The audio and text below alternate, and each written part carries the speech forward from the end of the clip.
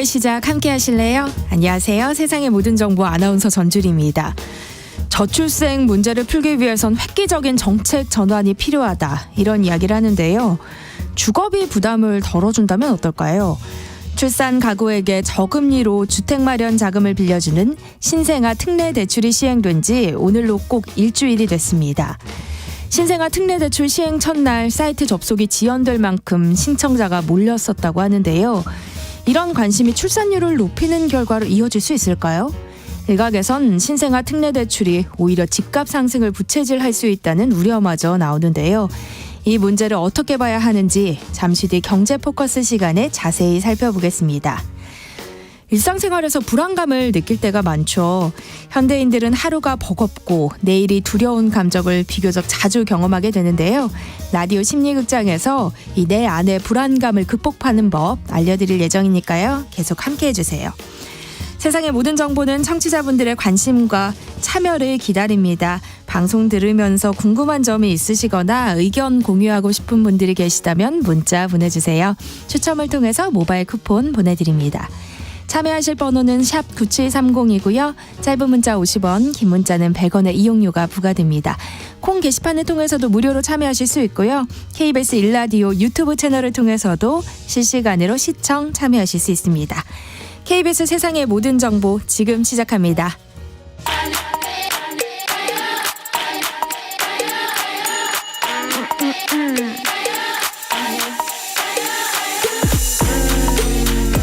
혹시 뉴스 빠뜨리셨나요? 한낮에 전해진 소식들 꼼꼼히 정리해드리겠습니다. 오늘의 뉴스 조현정 시사평론가와 함께합니다. 안녕하세요. 네, 안녕하세요. 네, 보건복지부가 올해부터 5년간 적용될 국민건강보험 종합계획을 내놨는데요. 내용을 좀 살펴볼까요? 네, 지금은 행위별 수가제라는 게 적용이 됩니다. 네. 환산지수, 상대가치 점수 등등을 곱하고 가산율 반영해서 들어가는데 쉽게 정리를 하면 환자를 많이 받을수록 수가가 늘어나는 구조예요. 네. 그럼 이 의료행위 건수를 늘리기 위한 쪽으로 초점을 맞추게 되죠. 환자를 많이 받기 위해서는 한 명당 진료 시간 빨리빨리 넘어가서 그렇죠. 짧아지는 문제가 있고 네. 또 한 명 받을 때 이것저것 집어넣다 보니까 자칫 과잉 진료를 유발하기도 했습니다. 정부는 불합리한 보상 체계로 인해서 의사들이 필수 과목을 기피하는 현상이 심해진다고 분석을 했는데요. 그래서 앞으로 의료기관에 이 건보 수가를 지급할 때 필수 의료인지 아닌지 여기에 좀 경중을 두고 환자 병환이 좋아졌는지 개선 정도라든가 네. 이런 식으로 성과를 중심으로 보상을 확대하기로 했습니다. 업무 강도가 높은데도 저평가된 부분에 대해서는 좀 상대가치 점수를 집중적으로 높여서 수가를 올리는 방식이 적용이 됩니다. 또 공공정책 수가라는 걸 도입을 하는데요. 의료 행위에 있어서 난이도나 위험도뿐만이 아니라 의료진 숙련도 차이도 있고 당직이나 대기 시간을 고려하고 지역별로도 격차가 생기는 걸 반영을 해서 기존에 이제 뭉뚱그려서 일괄적으로 행위별 수가를 하면서 거기서는 보상할 수 없었던 것에 대해서 공공정책 수가를 도입하는 건데 예를 들면 이런 겁니다. 1세 미만 소아가 입원을 하면 네. 수가 가산율을 30%에서 50%로 높이는 식입니다. 네. 또 과잉 진료에 제동을 거는 방안도 포함됐다고요. 네. 그러니까 건강보험료를 어쨌든 우리는 의무적으로 꼬박꼬박 내고 있잖아요. 네. 그런데 나는 정작 병원을 거의 안 간다. 네, 라는 그런 분들이 분들 많죠. 있어요. 그러면은 납부한 돈 일부를 돌려주겠다는 겁니다. 바우처 형식이고요. 전년도에 납부했던 보험료의 10%가 적용되고 연간 12만 원까지 한도가 있습니다. 근데 이거를 현금화해서 다른 데 쓸 수 있는 건 아니에요. 의료기관이나 약국 이런 데서 의료 행위를 위해서 사용할 수 있는 바우처로 돌려주는 거고 복지부는 먼저 병원 이용량이 적은 20세에서 34세 청년을 대상으로 시범사업을 먼저 한 뒤에 전체 연령 대상으로 확대 여부를 검토할 방침입니다. 반대로 너무 많이 갔다. 네. 의료 과다 이용 시에는 본인 부담을 높이는 방안도 검토를 하는데요. 네. 외래 진료를 연 365회 초과 이용하면 본인 부담률을 90% 올리거나 물리치료를 하루 한 번 초과 이용하면 본인 부담을 상향하는 식입니다. 또 의료 남용을 차단하기 위해서는 과잉 비급여 진료는 급여와 비급여의 혼합 진료를 금지한다는 건데 예를 들면 도수치료라든가 백내장 수술 이런 거 있잖아요. 네. 물론 백내장 질환으로 인해서 고통받는 분들도 많으시지만 사실 안과에서 백내장 수술이 필요 없는데도 이제 과잉 진료를 해서 수술 처리를 하거나 이런 경우가 많아서 네. 이게 건보 누수의 원인으로 지목됐던 질환들입니다.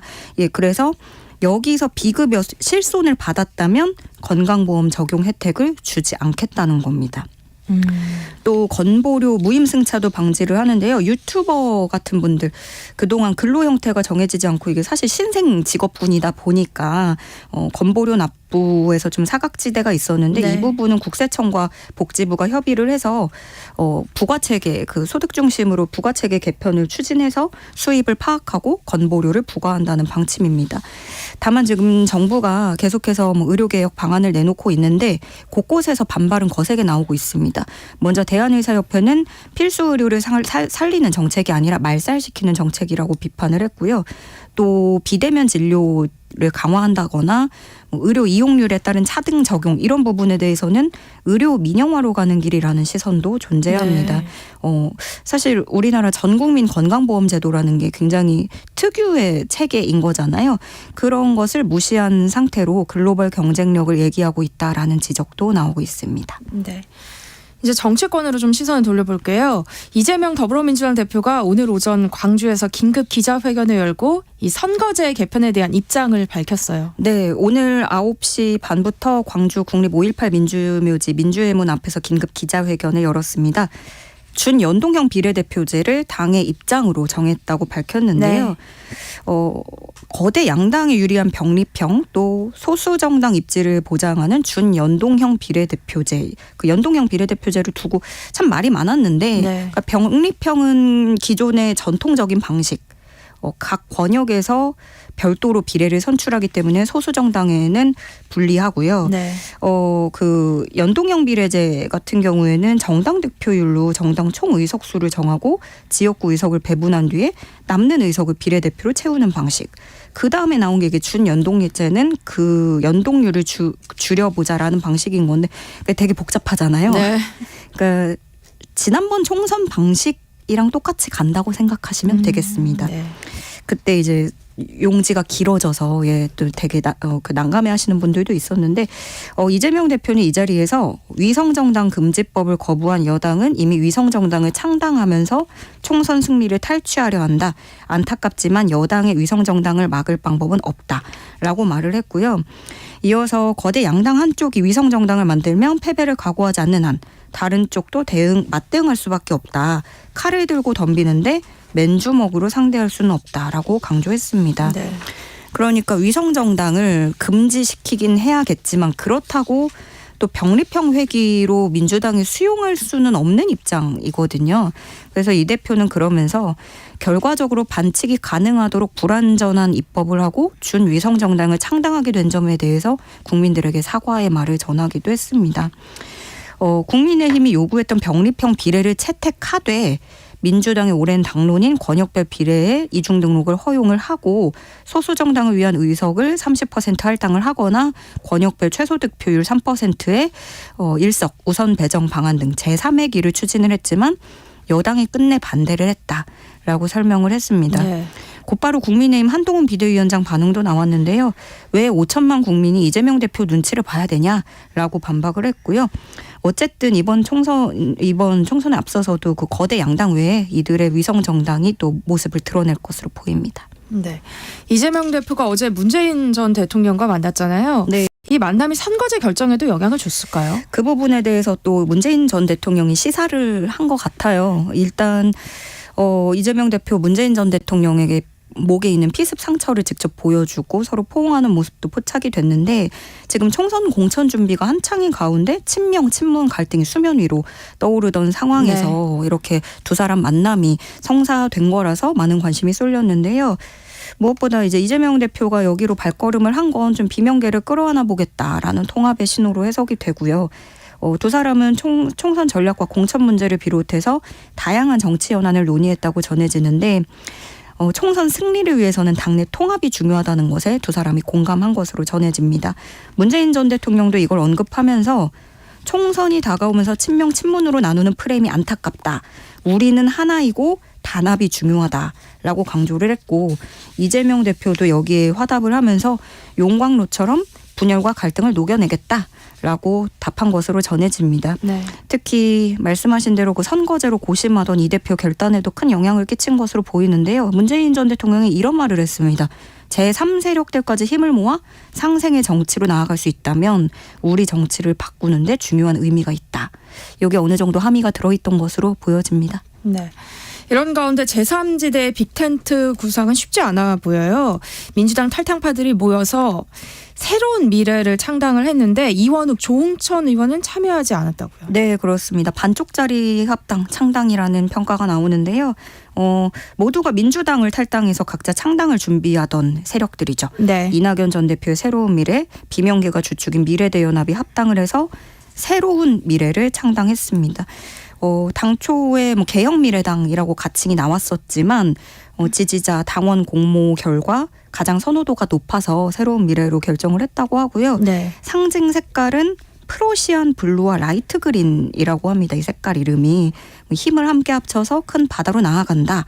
새싹, 나무 뿌리 등 생명의 역동성을 상징하는 그런 푸르른 색깔로 정한 것으로 보여지고요. 네. 당대표는 이낙연 전 대표 또 미래대연합 측의 김종민 의원 공동으로 맡았습니다. 다만 이제 창당 과정에서 파열음이 조금씩 들려오더니 결국에 2명이 빠졌어요.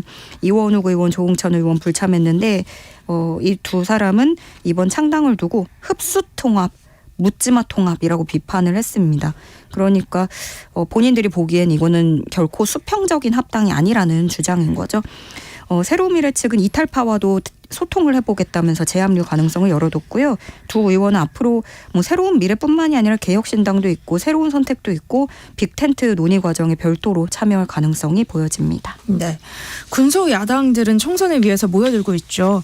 이 녹색정의당과 새진보연합이 각각 공식 출범했어요. 네, 녹색정의당은 정의당과 녹색당이 합친 선거연합정당이고요. 새진보연합은 기본적으로 기본소득당에다가 열린민주당, 사회민주당, 창당준비위원회가 참여한 정당입니다. 네. 먼저 녹색정의당은 기후위기 대응과 노동 등의 의제를 중심으로 민심 선택을 받겠다고 밝혔고요. 녹색당에 있던 기존 후보와 지도부는 이제 녹색당을 탈당하고 녹색정의당에 입당을 해서 총선을 치르게 됩니다. 다음으로 기본소득당은 당명을 새진보연합으로 바꾼 건데요. 이 나머지 2개 정당 총선 후보들이 새진보연합에 입당을 해서 선거를 치르는 방식으로 연대를 합니다. 총선 이후에도 이 연합을 유지를 할지 각자 정당으로 돌아갈지는 선거 후에 결정할 방침입니다. 네. 한낮의 교양 파트너 지금 여러분께서는 세상의 모든 정보와 함께하고 계십니다. 자, 이제는 여당 얘기도 좀 해보죠. 예, 국민의힘 김경률 비대위원이 총선 불출마를 선언했는데 이른바 사천 논란은 해소되는 걸까요? 오히려 더 불거지는 측면도 있는 것 같습니다. 네. 일단 한동훈 비대위원장이 서울 마포울에서 갑작스럽게 소개를 하면서 당내 반발이 거세게 일었고 윤석열 대통령과 한동훈 위원장의 갈등을 촉발한 원인 중에 하나로 지목되는 네. 인물이기도 하죠. 김경일 비대위원이. 네. 그리고 김건희 여사 명품 가방 수수 의혹을 두고도 가장 선봉장에 나서서 사과해야 된다라고 얘기를 했던 사람이라서 사실 이 불출마 자체가 그럼 대통령실과 당의 관계성에 대해서 여러 가지 해석을 나올 수밖에 없는 상황이거든요. 네. 일단 김경일 의원은 숙고 끝에 내린 총선 승리를 위한 결심이다 라면서 어떠한 외부 압력이 있어서 그런 건 아니라고 일축을 했습니다. 그럼에도 불구하고 결국에 윤한 갈등에서 한동훈 위원장이 윤심 공천에 고개를 숙인 게 아니냐는 지적이 나올 수밖에 없게 된 네. 거예요. 신문마다 지금 또 평가하는 것도 한동훈 위원장 두고 체면을 구겼다, 침묵하고 있다 등등의 평가를 내놓고 있고요. 사실 그전에는 이제 공천은 당이 하는 것이다. 본인이 칼을 쥐고 있는 것처럼 얘기를 했는데 그럼 유권자들에게 중간에 도대체 무슨 일이 벌어졌는지 설명해야 된다는 목소리도 나오고 있습니다. 일단 국민의힘은 본인 소신에 따라 책임감 있게 결정했다고 본다. 라면서 가장 도움되는 결정이었다라고 평가를 했고요. 한편 마포울 경쟁자로 꼽혔던 민주당의 정청래 의원 이런 글을 올렸습니다. 노래 가사 그 진성의 안동역 노래를 패러디해서 네. 안 오는 건지 못 오는 건지 오지 않는 쿠키마 비겁하게 딴 사람 보내지 말고 네가 와라 한동훈 이렇게 적기도 했습니다. 네. 국민의힘 한동훈 위원장의 발언이 또 정치권에 파장을 일으키고 있잖아요. 이 김포시를 방문한 자리에서 서울 편입 문제를 언급했는데 어떤 내용이죠? 이 한동훈 위원장이 김포 서울 편입을 이야기하면서 시민들에게 목련이 피는 봄이 오면 김포는 서울이 돼 있을 것이다 이런 취지로 이야기를 했어요. 네. 근데 서울 편입 이슈로 가장 뜨거웠던 지역이잖아요. 한때의 그쵸. 김포가. 네. 근데 이 발언에도 상당한 의문이 드는 건 이 김포 서울 편입 이슈는 이미 지난해 말에 국민의힘이 제기를 했다가 비판을 받고 한 발 언제 그랬냐 하는데 조금 물러섰던 네. 이슈였기도 하고 현실성이 없다는 지적도 나왔기 때문에 지금 이 발언이 파장을 키우고 있는 겁니다. 동아일보는 사실상 폐기 수순으로 접어들던 서울 편입론을 총선용으로 급조해서 내놓는 게 아니냐라는 비판도 나온다라고 지적을 하면서 네. 편입을 위한 단계인 주민투표가 불발된 상황에서 공약, 빌공짜를 써서 공약을 내놓는다는 지적이라고 보도를 했습니다. 실제로 국회 입법까지 거쳐야 될 일이 많아요. 그러면 목련이 피는 건 3, 4월인데 불가능한 일이고 총선 앞두고 지키지 못할 말만 남발하는 게 아닌지 우려되는 대목입니다. 네. 민주당은 논평을 내고 지키지도 못할 사기 공약을 다시 꺼내들겠다니 부끄러움도 모르는 행태다 비판을 했고요. 개혁신당 이준석 대표는 여당 정책이 당내 그리고 소속 지자체장과의 조율이 되지 않은 상태에서 남발되는 건 무책임하다라고 지적을 했습니다. 진짜 뭐 입법 과정도 그렇고 주변에 뭐 경기도지사, 인천시장과도 전혀 뭐 그때도 갈등이 컸거든요. 또 우려되는 지점은 저는 이겁니다. 서울 될 수 있을 것이라는 표현인데 지역의 균등한 발전을 고민해야 되는 정부 여당이 이게 국민들 앞에 나서서 서울 될 수 있는 게 좋은 거다라는 시그널을 주는 것 같아서 네. 저는 굉장히 위험하다고 판단을 하고 있습니다. 네. 윤석열 대통령이 지난 주말 KBS와 신년 대담 녹화를 마쳤는데요. 신년 국정구상과 함께 김건희 여사 명품 가방 수수 논란에 대해서도 입장을 밝혔다고 하죠. 네, 어제 서울 용산 대통령 집무실에서 신년 대담을 사전 녹화했습니다. 그 KBS 박장범 앵커와 진행을 했고 네. 설 연휴를 앞두고 7일에 방영될 예정인데요. 정치, 경제, 안보 등 국정 전반에 걸친 신년 국정구상을 밝힌 것으로 전해집니다. 민생 경제 회복에 중점을 두고 정책 방향에 대해서 국민들에게 설명을 하는 자리가 될 것으로 보여요. 무엇보다 주목받는 건 김건희 여사 네. 그 명품 가방 수수 논란에 대한 언급을 한다고 하는데 그게 어느 정도까지인지 어느 수위에서 할지인지인데 네.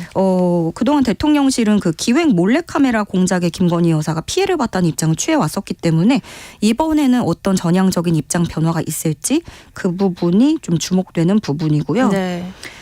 또 이게 설 연휴가 본격적으로 시작되는 시점에 송출이 되는 거다 보니까 국민들이 보는 눈이 다 거기에 쏠려 있단 말이에요. 다만 근데 이제 기자회견이 다시 무산이 되고 녹화 방송을 통해서 했다는 점에 대해서는 야권의 비판 대상이 되고도 있습니다. 더불어민주당은 사전에 각본을 짜고 사후 편집이 가능한 녹화 대담은 재갈물린 방송을 앞세워 대통령이 하고 싶은 말만 하겠다는 것이다. 이렇게 지적을 했는데 네. 대통령실은 반박했습니다. 국민에 대한 메시지 전달력을 높이기 위해서 대담을 선택해서 진행하게 된 것이다. 이렇게 해명했습니다. 네, 어쨌든 이목은 굉장히 많이 쏠릴 것 같아요.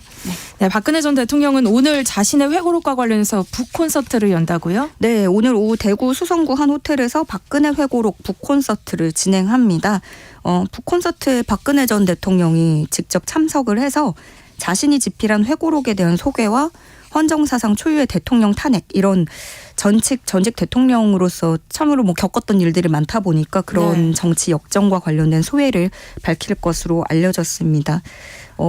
유영하 변호사를 제외한 그런 예전부터 친박 정치인들이라든가 또 TK 지역구로 둔 국회의원 등 이런 정치권 인사들의 참석 여부는 완전히 확인된 상태는 아니고요. 네.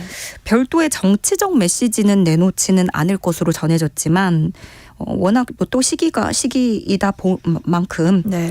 이런 전직 대통령의 북콘서트가 열린 건 여기서 과연 그로부터 어떤 메시지가 나오게 될지 상당히 촉각을 곤두세우고 있는 상황입니다. 네.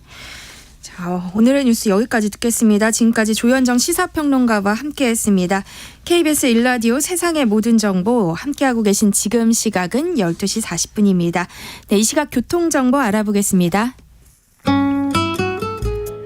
이 시각 교통정보입니다. 대설특보가 발효된 강원 영동 지역으로는 지금도 굵은 눈이 쏟아지고 있습니다. 강원 산간 지역으로는 앞으로도 최대 30cm까지 눈이 쌓일 전망이니까요. 이 지역 지나실 예정이라면 출발 전 월동 장비를 충분히 갖추고 출발하시는 것이 좋겠습니다. 눈길 사고도 잇따라서 동해고속도로 삼척 쪽 망상 부근의 사고 차량 2차로와 갓길에서 정리 중이고요. 중부내륙고속도로 창원 방향은 빗길에 발생한 화물차 사고 차량이 내서 분기점 안전지대에 있어 주의가 필요합니다. 이 밖에 서울시내는 내부순환도로 성산 쪽 홍지문 터널 안 1차로에서 고장난 차 수습 중이고요. 일산 방향 올림픽대로 영동대교를 지나 5차로에 고장난 대형 화물차 여러 대가 서 있어 주의가 필요합니다. 또 한강교량인 반포대교 남단 쪽 3차로는 사고로 차단돼 있습니다. 목적지까지 안전 운행하시기 바랍니다. KBS 교통정보센터였습니다. 세상의 모든 정보를 당신의 귓가로 특급 배송해드립니다. 세상의 모든 정보.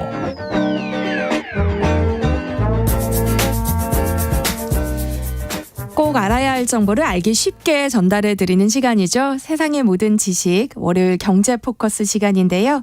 오늘은 KBS 박혜진 기자와 함께 이야기 나눠봅니다. 어서 오세요. 안녕하세요. 네, 출산과 입양 가구에게 저금리로 주택 마련 자금을 빌려주는 신생아 특례 대출이 출시된 지 오늘로 딱 일주일이 됐습니다. 이 대출 신청 첫날 사이트가 한때 마비될 만큼 관심이 많이 쏠렸었는데 지금 분위기는 어떤가요? 지금은 사실 기금이 든든 이 사이트 들어가면 신청이 가능한데 저도 사실 이거 신청하는 첫날에 기사도 써야 하고 관심도 있어서 들어가 봤었거든요. 네. 그 당시에는 진짜 완전 먹통이었어요. 뭐 대기 시간도 1시간이었고 대기자 한 1,000명 정도. 그리고 오후만 됐어도 한 오후 4시 반쯤 돼도 600명대가 계속 유지가 되더라고요. 네. 지금은 이제 원활하게 사이트가 돼서 들어가셔서 이제 신청하실 수 있습니다. 네. 그만큼 관심이 많았어요. 네, 뭐 앞서 잠깐 저희가 소개를 하긴 했는데 신생아 특례 대출이 뭔지 조금 더 설명을 해주시면 좋을 것 같아요. 이게 사실 이름에서 이게 다 나오거든요. 힌트가. 네. 신생아를 낳으면 특례로 대출을 해주겠다 이건데 한마디로 아이 낳으면 주택 구입 자금이나 전세 자금 대출을 좀 더 싼 금리 이용할 수 있게 해준다는 건데 네. 2023년 1월 이후에 이제 출산 전 입양한 가구가 주택을 구입할 때 전용 면적 85제곱미터 이하 그리고 9억 원 이하 주택이면은 최대 5억까지 대출이 가능합니다. 네. 이게 사실 좀 특징적인 게 그간의 정책들이 보면 뭐 면적 요건도 있고 뭐 소득 요건도 있고 좀 제한들이 많아서 한마디로 좀 짜다 뭐 이런 생각이 많이 들었었거든요. 네. 그런데 이번 신생아 특례 대출 같은 경우에는 부부 합산 연소득이 1억 3천만 원 이하 그리고 순자산이 4억 6천 9백만 원 이하면 가능해서 조금 노려볼 만하다 이렇게 생각하시는 네. 분들이 또 많았어요. 그리고 제일 중요한 금리가 최저가 1.6 그리고 최대가 3.3%까지였거든요. 그리고 또 전세자금 대출 같은 경우에는 보증금 5억 원 이하 주택에 한해서 최대 3억 원까지 뭐 1.1%에서 3%까지 받을 수 있으니까 좀 관심을 가지는 분들이 확실히 많았던 것 같습니다. 네. 근데 최대 1%대 금리라고 하면은 확실히 괜찮은 조건이잖아요. 아무래도 기사가 굉장히 많이 나갔는데 최저 1%대 금리다 하니까 또 기사를 클릭하시는 분들이 굉장히 많았어요. 네. 그래서 관심 가지는 분들도 많았고 기존 상품들에 비해서 이제 좀 금리가 싼 것도 사실이었어요. 근데 네. 좀 자세히 보면 제가 아까 말씀드렸듯이 이 스프레드가 꽤 넓거든요. 1.6에서 3.3%잖아요. 네. 소득 요건이나 이 대출 기간에 따라서 적용받을 수 있는 금리가 다른 건데 그러니까 아까 말씀드렸던 그 기준이었던 소득이 1억 3천 이하면은 대출을 받을 수 있기는 한데 이 소득에 따라 다 상한선이 있어요. 그래서 소득이 8,500만 원 이하여야지 이제 1.6%부터 시작을 하고 네. 이 8,500만 원 이상에서 1억 3천만 원 이제 소득이 이하면은 2.7%에서 시작을 하고 또 이제 대출 기간에 따라 다릅니다. 그래서 말 그대로 1%대 금리를 받으려면 소득도 낮고 대출 기간도 짧아야지 적용이 가능한 거예요. 네. 그래서 사실 제 주변에도 좀 이게 보다가 시중 금리랑 비교해가지고 엄청 싼데 뭐 이렇게 하고 알아봤던 사람들 중에서는 조금 실망스럽다 이런 얘기를 하시는 분들도 있긴 했었어요. 네. 그러니까 소득 요건 같은 부분을 완화한다고 하더라도 사각지대는 또 생길 수밖에 없잖아요. 불만이 나올 수밖에 없을 것 같은데요. 이거 굉장히 이제 얘기하시는 분들이 많았는데 네.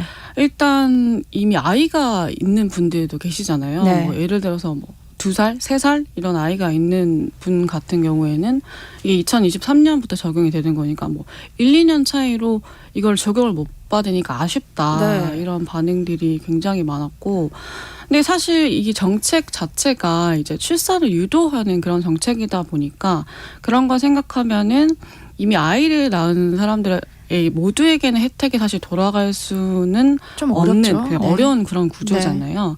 거기다가 이제 사실 저도 좀 늦게 결혼을 한 편인데 요즘 10,000원이 굉장히 늘어나는 추세잖아요.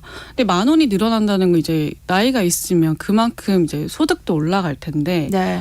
그러면 이제 소득은 많은데 이제 막 아이를 낳으려고 한다거나 뭐 아이를 좀 늦게 가지려고 하시는 분들 네. 이런 분들은 어떡하나 이런 불만도 생기고 또 요즘 사실 이슈가 되고 있는 것 중에 하나가 난임 문제잖아요. 근데 난임 부부에게도 이런 좀 정책이 실효성이 있을까 뭐 이런 얘기도 사실 나오고 있는 상황이에요. 네. 또 이제 서울에서 사실 또 맞벌이 한다고 하면 이 아까 1억 3천이라고 했는데 그런 소득 요건을 넘길 가능성이 또 많다. 그렇지만 사실 이 정책이 모두에게 돌아갈 수 없는 구조이기 때문에 네. 말씀드렸던 것처럼 이 소득이 1억 3천이 넘기면 고소득이라고 보고 있고 또 아무래도 정책들이 예산 다 정해져 있잖아요. 네. 그렇기도 한데다가 이제 그러니까 모두를 다 만족시킬 수 있는 정책이라는 건 없지만 이런 네. 아쉬움들을 토로하시는 분들이 꽤 많았고 또 서울 같은 경우에는 이게 9억 이하의 주택에 한해서 이제 또 대출을 받을 수 있다 보니까 서울에 9억 이하 주택이 어디 있냐 뭐 이런 불만들이 있었어요. 그래서 막 한때 블로그 이런 데 보면 9억 이하 주택들을 리스트업 해가지고 막 올리는 네. 뭐 그런 글들도 꽤 많더라고요. 네. 그럼에도 불구하고 이 신생아 특례라는 이름까지 붙여서 정책 금융 상품을 내놓은 이유가 있는 거잖아요. 아무래도 저출생을 극복하겠다 이런 의지가 있었을 텐데 효과가 있을지가 의문이에요. 그냥 말씀하신 대로 이런 정책이 나온 배경이 안 그래도 한국이 합계 출산율이 뭐 전 세계 꼴찌다. 0.78명이다.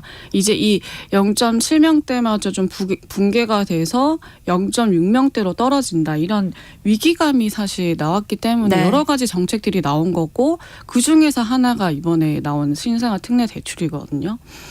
그러다 보니까 이건 그거예요. 그러니까 뭐 여러 가지 그 이유들이 있겠지만 출산을 안 하는 가장 큰 이유 중에 하나로 꼽히는 좀 주거 문제라도 해결을 해보자 이런 네. 거고 그러면 이 정책을 보고 아이를 낳아야겠다 이런 생각이 들어야 되는 거잖아요. 그러니까 내 아이 덕분에 집 마련이 되네 이런 느낌이 들어야 되는데 네. 그러려면은 이 정책으로 집을 진짜 마련할 수 있는 확실한 메리트가 있어야 되는 거잖아요. 근데 지금 이제 그러면 기존에 사용하던 뭐 시중은행 주택담보대출 금리 뭐 이런 거보다 확실한 우위가 있어야 되는데 네.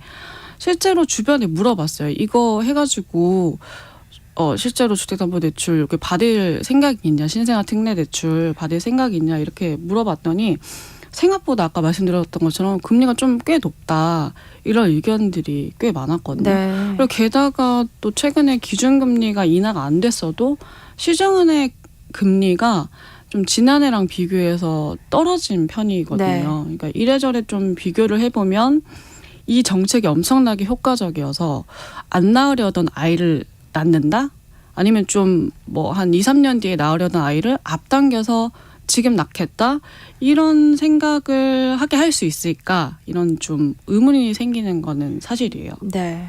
그런데 또 사실 이 최근 기사를 보면 이제 지난주에 이게 시작이 됐으니까 근데 이 신생아 특례 대출 때문에 집값이 들썩일 거다 이런 분석도 나오긴 하거든요. 이제 네. 제가 말씀드렸던 것과 달리 지난 2일 기준으로 1월 서울 아파트 거래량이 한 1,500건 가까이 됐어요. 근데 이제 이달 말까지가 신고일인 점을 좀 감안을 해보면 이게 지난해 10월 이후에 석 달 만에 2,000건대로 반등까지 할 수 있다. 이런 기사들이 나오고 이 기사들이 얘기하는 거는 이 신생아 특례 대출 때문에 실제로 이제 집을 구입하려는 사람들이 많다 이런 내용이거든요. 네. 실제로 서울 아파트 거래량이 지난해 8월에 한 3,900건 정도였는데 계속 넉 달 연속 감소세였어요.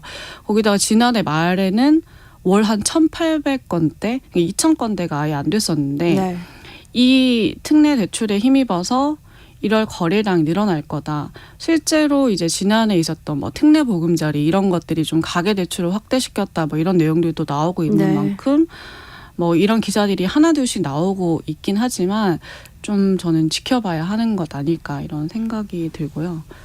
물론 사실 이 집값이 이게 출산을 고민하게 하는 가장 큰 문제로 꼽히긴 하지만 사실 이것도 한마디로 특례잖아요. 네. 이게 사실 뭐 계속해서 하는 게 아니라 좀 단기적으로 하는 그런 대책인데 이런 게 가능할까 이런 생각이 들고 최근에 제가 재밌게 봤던 기사 중 하나가 뉴욕 타임스 이제 서울지구 에디터 분이 이제 쓴 기사인데 직접 이제 한국에서 아이를 낳으시고 네. 산후조리원 체험기를 쓴 거였어요. 이게 또 엄청나게 큰 화제가 됐거든요. 네.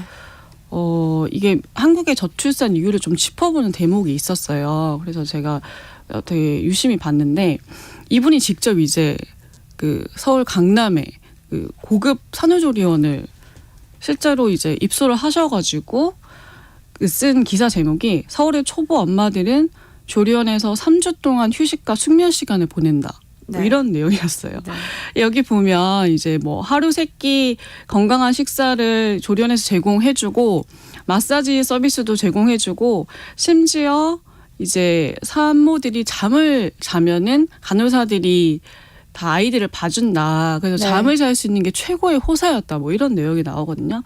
그러면서 산후조리원 가격에 대해서 얘기하는데 이것 때문에 사실 기사 댓글이 굉장히 많이 달렸어요. 네. 이 본인이 입소한 산후조리원 가격이 2주에 800만 원이었다.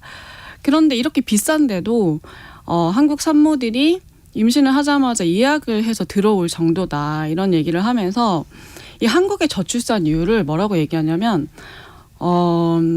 지금 이렇게 조리원 금액이 비싼데 장기적으로 봤을 때는 이 조리원 비용 극히 일부라는 거예요. 그러니까 아이를 낳는데 들어가는 비용이 너무 많이 든다는 거예요. 네. 그러니까 낳는 순간부터 돈이다 뭐 이런 거죠. 그러니까 그 앞서 말씀드렸던 신생아 특례 대출 같은 것도 생각을 해보면 지금 집을 좀 저리로 싸게 살 수 있다고 해도 장기적으로 아이를 키우는데 들어가는 비용을 생각해 보면 과연 이게 합리적인가? 이런 생각을 네. 할 수도 있다는 거죠. 특히 집값 같은 경우는 지금 너무 많이 오른 상태라서 지금 이미 높은 상태에서 자금 마련을 지원을 해줘도 혜택 대상이 사실 아까 말씀드렸던 좀 한정적일 수밖에 없고 네. 그래서 좀 가진 사람들만 더 이제 받을 수 있는 거 아니냐 이런 볼멘 소리가 나올 수도 있고요. 네. 또 그런 문제도 있습니다. 그런데 신생아 특례 대출 외에 또 다른 정책 금융 상품도 출시된 상황이죠? 네, 아까 잠깐 설명드렸었는데 특례 네. 보금자리 론이라고 그 특례 보금자리 론이라고 원래 있었어요. 이게 네. 이제 9억 원 이하 주택이면 소득 제한 같은 거 없이 이제 사용할 수 있었던 건데 이게 말씀드렸던 것처럼 가계부채 확대한다 이런 지적이 있어서 이제 기존에 있던 보금자리 론으로 돌아와서 부부 합산 연소득 7천만 원에 이야기만 하면은 6억 이하 주택을 살 때 최대 3억 6천만 원까지 대출을 받을 수 있는 그런 상품이 다시 이제 나왔습니다. 네. 경제 포커스 오늘은 여기까지 하겠습니다. 지금까지 박혜진 KBS 기자와 함께했습니다. 고맙습니다. 고맙습니다. 네, KBS 세상의 모든 정보 1부 순서는 여기서 마무리하겠습니다. 이어지는 2부에서는요. 사건 사고 뉴스를 살펴보는 하프타임 뉴스 그리고 라디오 심리극장 커피로 맛보는 역사 코너가 기다리고 있습니다. 계속해서 많은 청취 부탁드리겠습니다. 그럼 저는 1시 정각 2부에 다시 찾아올게요.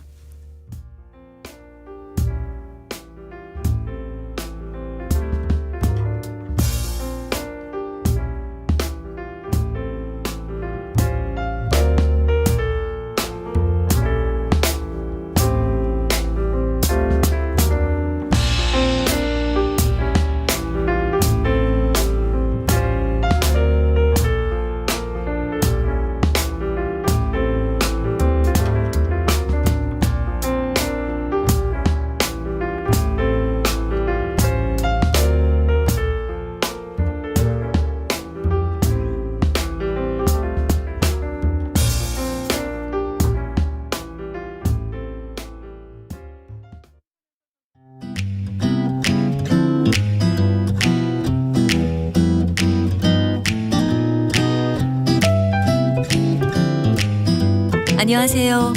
바른말 고운말입니다. 올빼미는 우리나라 천연기념물 중에 하나로 야행성 조류입니다.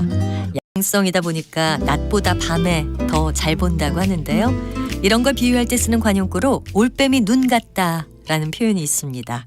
또 밤이 되면 활동을 하는 사람을 비유적으로 이를 때도 올빼미 또는 올빼미족이라고 부르죠. 하지만 올빼미족은 아직 표준어로 인정된 표현은 아닙니다.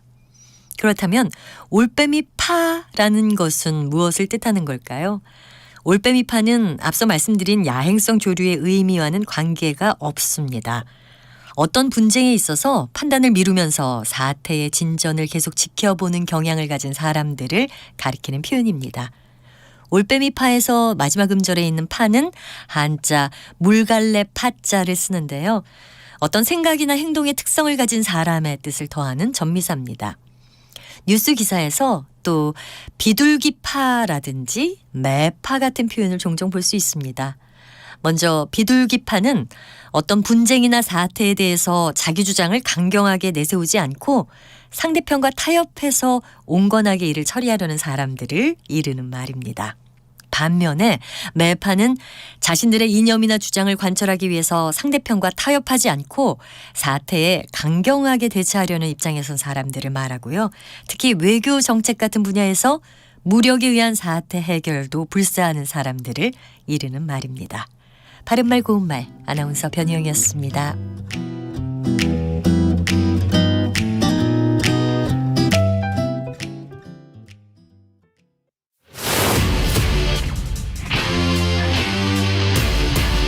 토론에 정답은 없습니다. 토론이 세상을 바꿀 수도 없습니다. 하지만 질문은 새로운 세상을 만들 수 있습니다. 질문으로 올바른 세상을 만드는 첫걸음. 평일 저녁 7시 20분 KBS 열린 토론.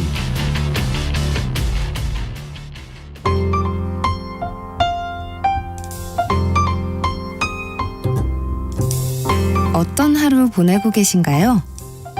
눈코 뜰 새 없이 바쁘게 지나가는 한 주. 월요일부터 금요일, 매일 밤 10시부터 12시까지는 오롯이 당신만을 위한 시간입니다. 당신을 위한 지식 쉼터. 오늘 밤 일라디오.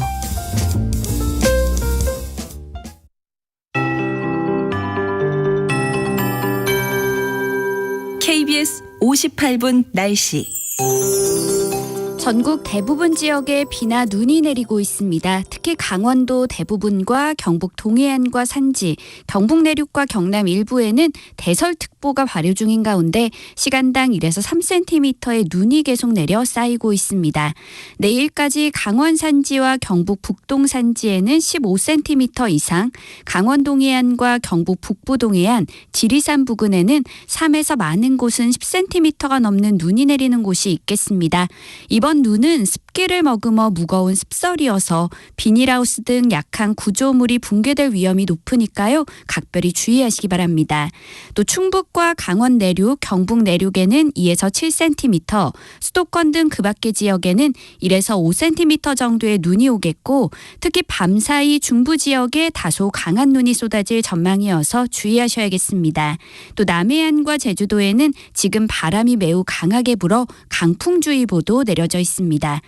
오늘 낮 기온은 서울 4도, 대전 5도, 강릉 1도, 광주 8도, 부산 9도 등으로 어제보다 2도에서 7도 정도 낮겠고요. 내일 아침에는 서울 영하 3도, 대구 0도 등으로 오늘보다 5도 안팎 떨어져 춥겠습니다. 내일 낮 기온은 오늘과 비슷할 전망입니다. 현재 서울의 기온은 3.6도입니다. 송소진입니다.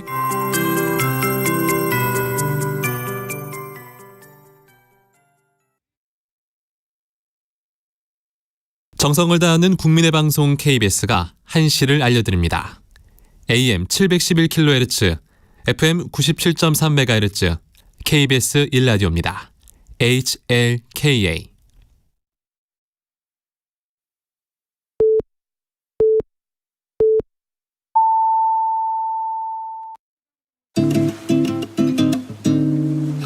나른한 오후를 책임질 영양만점 지식 비타민. 세상의 모든 정보.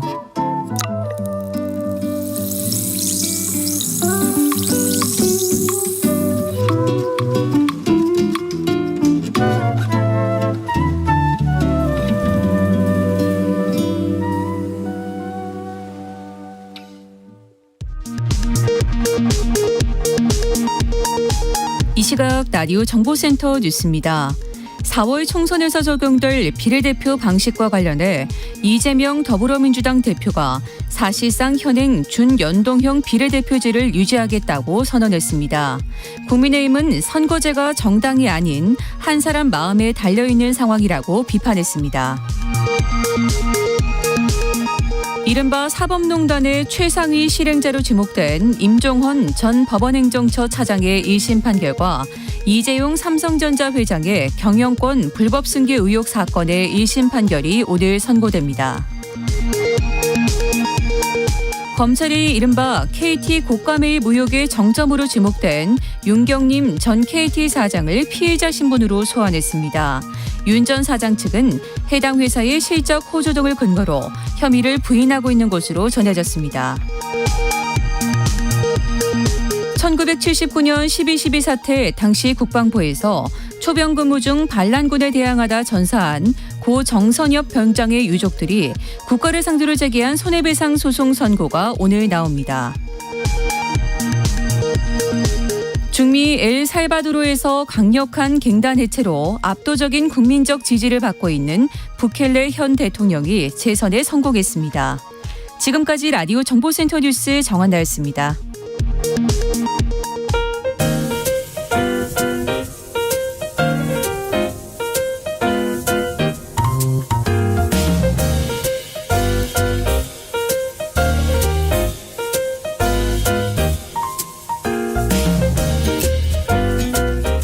정신없이 바쁜 하루, 지금 우리 주변에서 벌어지고 있는 사건, 사고 소식들 한숨 돌리며 살펴보시죠.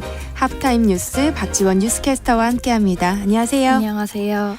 네, 오늘 오전 경기 화성과 충남 태안을 공장에서 큰 불이 잇따랐는데요. 화성 공장에서 발생한 화재는 진화가 됐어요. 1시간 46분 만에 꺼졌습니다. 불이 난 공장은 2층짜리 샌드위치 패널 구조로 연면적 273제곱미터 규모였고요. 다행히 인명피해는 없는 것으로 현재 파악이 되고 있습니다. 창고 건물에서 화재가 발생했다라는 신고를 받은 소방당국은 지휘자 46대와 소방대원 한 130명을 투입해서 진화에 나섰고요. 오전 8시 42분쯤 완전히 진화가 됐습니다. 네. 태안 비닐 재생 공장 화재의 경우 진화 작업에 난항을 겪고 있다던데 지금은 어떤가요? 오전 5시 46분쯤에 충남 태안군 태안읍 농공단지 PVC 재생공장에서 불이 난 건데요. 관할 소방서 인력 전체가 출동이 했고 3시간째 진화 작업을 벌이고 있지만 공장 내부에 PVC 플라스틱이 너무 많이 쌓여 있어서 아직까지도 어려움을 겪고 있는 상황입니다. 네. 태안군은 단지 앞 화재로 도로가 혼잡하니까 통행하는 차량은 우회해서 가달라라는 안전 문자를 발송한 상황이고 경찰과 소방당국은 불을 끄는 대로 자세한 화재 경위와 피해 규모를 조사할 예정입니다. 네. 경기 안성에서 지역 농협조합장이 조합원이 휘두른 흉기에 크게 다치는 사건이 있었어요? 안성경찰서는 어제 오후 3시 30분쯤 안성시의 한 마을회관에서 칼부림 사건이 발생했다라는 112 신고를 접수했습니다.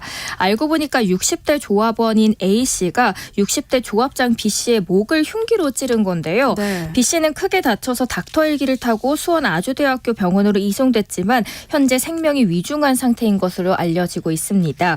또 주변 사람들도 이를 보고만 있을 수는 없잖아요. 그래서 범행을 말리던 다른 조합원은 손가락을 다치기도 했습니다. 흉기를 휘두른 60대 조합원은 범행을 저지른 후에 바로 현장을 벗어났고요. 그래서 경찰이 어디 계실까 수색을 하던 중에 자신의 주거지 인근에서 숨진 채 발견이 됐다고 합니다. 네. 어쩌다 이런 일이 벌어졌을까요? 이날 마을회관에서 행사가 열렸는데요. 60대 조합원이 조합장 B씨와 이제 말다툼이 일어난 겁니다. 그런데 마을회관을 나갔던 60대 조합원이 행사가 끝난 뒤에 조합장 B씨를 만나서 흉기를 휘두른 떠오른 겁니다. 네. 어떤 이유 때문에 누군가의 목숨을 위협하고 자신의 목숨까지 빼앗겨야만 했는지는 아직까지 경찰이 파악 중이라고 합니다. 좀 더 조사해 봐야 되는 거군요. 네. 네, 국제 뉴스 살펴볼게요. 남미 칠레에선 지금 대형 산불이 사흘째 계속되고 있다고요. 남미 칠레 중부에 번진 역대급 화마로 지금까지 최소 64명이 숨진 것에 더해서 한 200여 명이 생사 파악에 어려움을 겪고 있는 상황입니다. 네. 한 2일 오후쯤에 페뉴엘라 호수 보호구역 인근에서 산불 신고가 접수가 됐습니다. 특히 이쪽은 요즘 강풍과 건조한 날씨가 이어지고 있어서 불길이 금세 번지곤 하는데 어디까지 피해가 갔냐 찾아보니까 칠레 대표적인 휴양지인 비냐델마르 그리고 공단 지역인 엘살토에서 페인트 공장이 화염에 휩싸이면서 내부에서 인화성 물질로 인한 폭발까지 발생을 한 상황입니다. 네. 국가에서 관리한 지 한 70년이 넘는 역사 깊은 식물원이 있는데 90% 이상 소실이 됐고 안에 있던 근로자 가족 4명도 숨졌습니다. 이 세 곳에서 불에 탄 면적이 어느 정도냐 보시면 경기 수원시 전체 면적에 맞먹는 규모다라고 보시면 됩니다. 보리치 대통령은 대국민 메시지에서 한 500명 넘는 사망자를 낸 2010년에 규모 8.8 대지진에서 쓰나미를 언급하면서 한 의심할 여지 없이 2010년의 참사 이후 가장 큰 비극이라고 말할 정도다라고 언급을 했습니다. 네.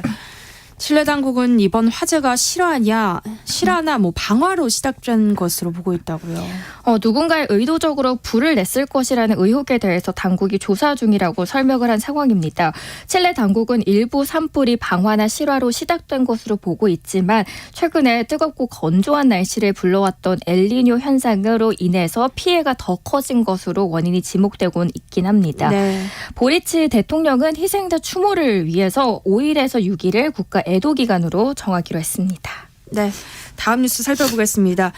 서울시에서 설날 차례상을 준비할 경우 이 대형마트보다 전통시장이 10% 이상 저렴하다 이렇게 얘기했어요. 특히 가락시장 내에서 죄송합니다. 네, 괜찮아요. 네, 감기 기침이 걸리셨나 나서. 봐요. 아마 이해해 주실 거예요. 네.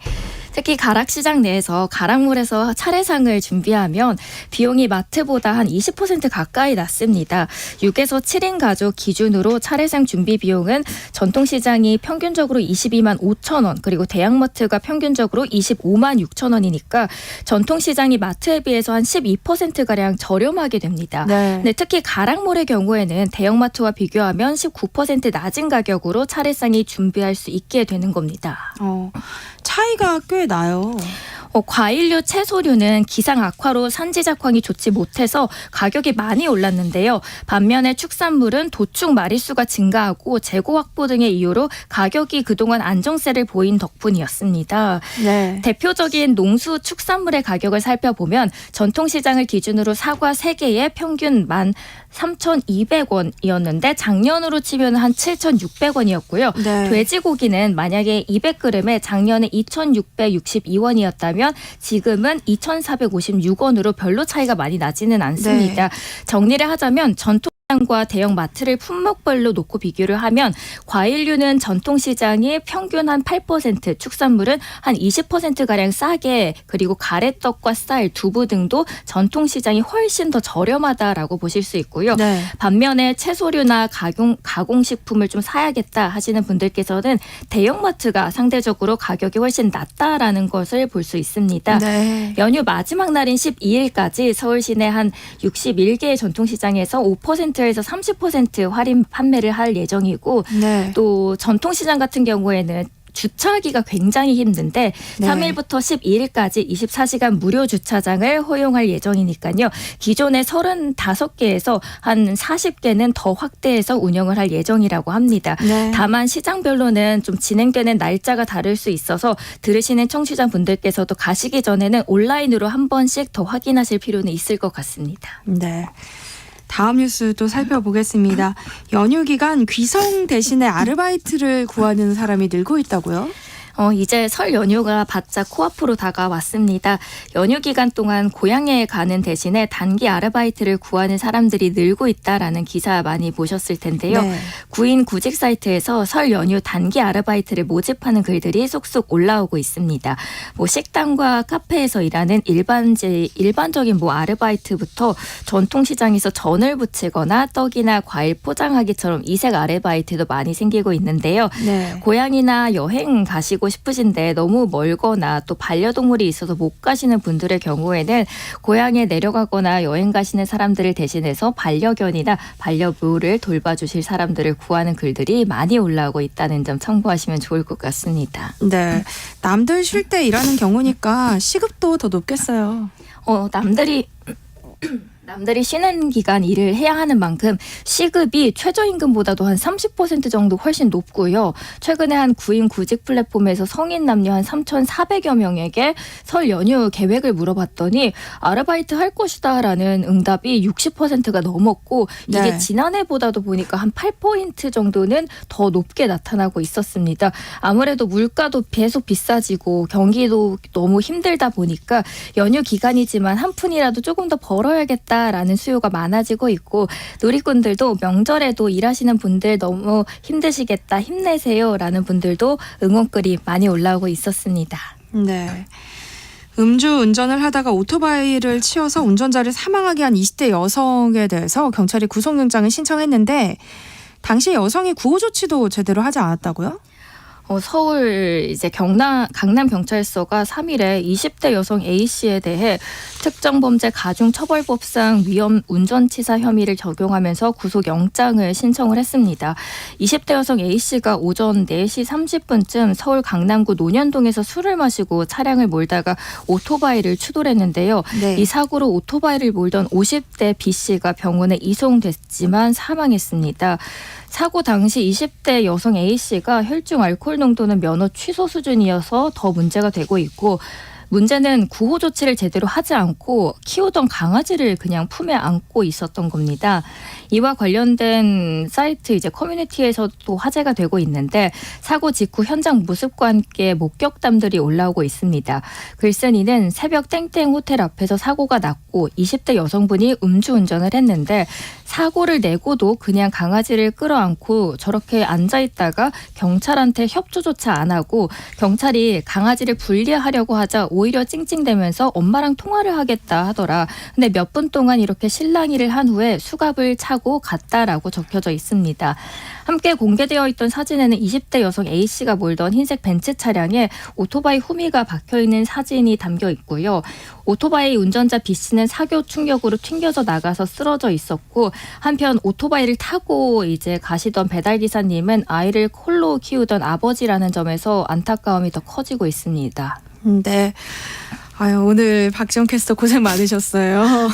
너무 죄송합니다. 네, 아니에요. 감기로 인해서 좀 목소리가 좋지 않았던 점 청취자분들의 양해 부탁드립니다. 그리고 어서 빨리 쾌차하시길 바랄게요. 네, 청취자분들도 겨울 감기 조심하시고요. 오늘 여기까지 함께하겠습니다. 지금까지 박지원 뉴스캐스터와 함께했습니다. 고맙습니다. 내일 더 나아서 오겠습니다. 네. 내일 점심 메뉴 추천. 귀로 듣는 푸짐한 지식 한 상 어떠세요? 세상의 모든 정보. 아나운서 전주리입니다.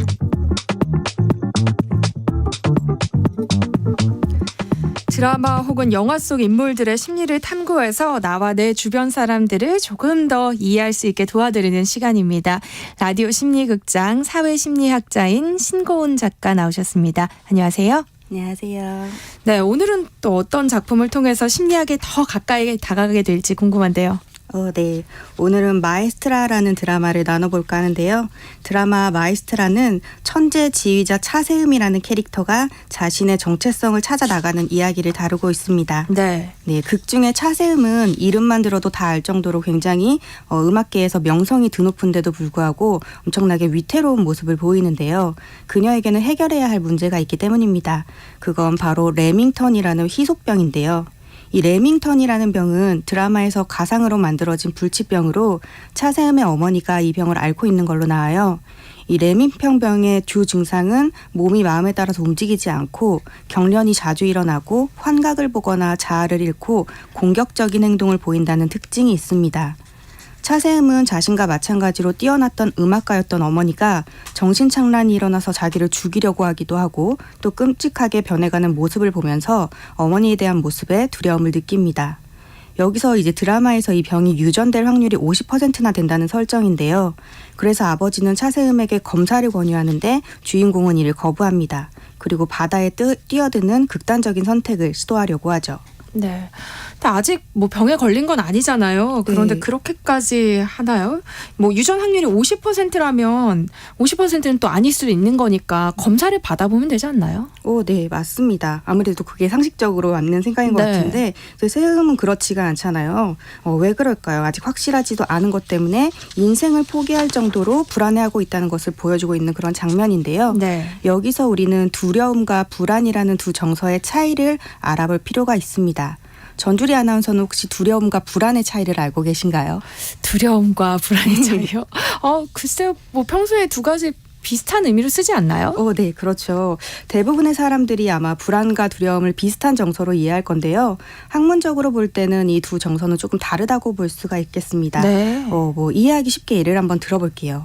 한밤중에 이제 잠을 자려고 누웠는데 네. 침대 밑에 뭔가 알 수 없는 뭔가가 있다라고 한번 상상을 해보세요.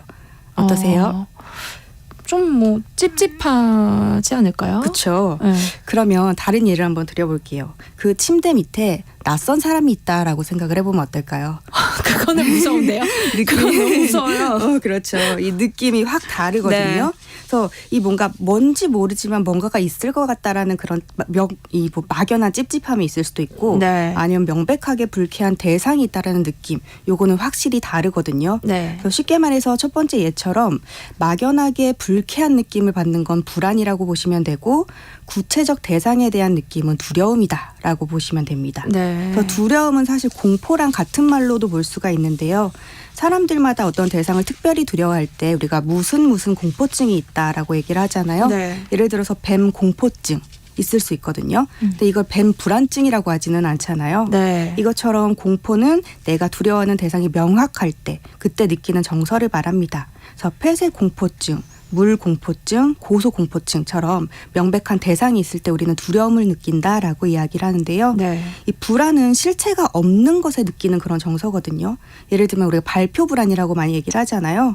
그래서 발표 불안은 사실 내가 뭘 무서워하는지 그 실체가 없어요. 예를 들어서 내가 내일 발표가 있는데 내일 뭔가 내가 알지는 못하지만 그 어떤 일이 일어날 것 같은 그 막연한 느낌 때문에 발표하기가 싫어지는 그 느낌. 네. 이게 불안이거든요. 좀 다르네요. 네. 설명을 좀 듣고 보니까. 그렇죠. 네. 많은 분들이 이미 눈치채셨겠지만요. 오늘은 불안과 두려움에 관해서 이야기를 나눠볼 예정입니다. 관련해서 평소 고민이 있으셨던 분들이 계시다면 문자 보내주시면 좋을 것 같아요. 참여하실 번호는 샵 9730번이고요. 짧은 문자는 50원, 긴 문자는 100원의 정보 이용료가 부과됩니다. 또 콩 게시판, KBS 1라디오 유튜브 채널을 통해서도 무료로 참여하실 수 있으니까요. 많은 참여 부탁드립니다. 또 추첨을 통해서 모바일 커피 쿠폰 보내드릴게요. 이야기를 계속 이어가 보겠습니다. 그러니까 공포는 대상이 있는 거고 불안은 대상이 없다는 건데 근데 저희가 이 두 가지를 꼭 구분해야 할 필요가 있나요? 네. 그 드라마 이야기로 다시 돌아가 보자면 이 차세음은 레밍턴이라는 병의 가능성을 가지고 있는 사람이잖아요. 네. 그래서 앞으로 인생에 어떤 일이 일어날지 알 수가 없거든요. 뭐 그렇게 하면 어떻게 해야 될까요? 아무래도 검사를 받아야겠죠. 네. 그래서 검사를 받아서 무슨 일이 생길지를 정확하게 알고 그거에 대한 해결 방법을 찾아야겠죠.